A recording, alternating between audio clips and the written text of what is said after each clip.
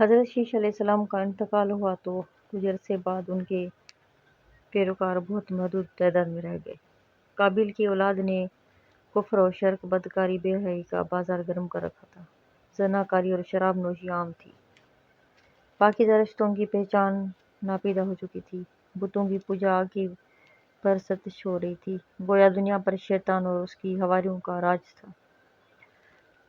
حضرت آدم اور حضرت شیش کے قائم کردہ شرعی حدود اور احکامات الہی کو پامال کیا جا رہا۔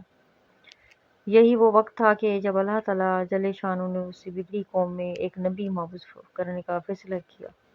اس عظیم منصب کے لیے حضرت شیش کی نسل سے حضرت ادریس کا انتخاب فرمایا۔ حضرت ادریس میں بھی وہ تمام خوبیاں بدرجہ تم موجود تھی جو اللہ کے نبی میں ہوتی ہیں۔ آپ حضرت آدم علیہ السلام کے دین کی پیروکار، نہایت عبادت گزار، متقی، پرہیزگار، انتہائی سچے انسان تھے۔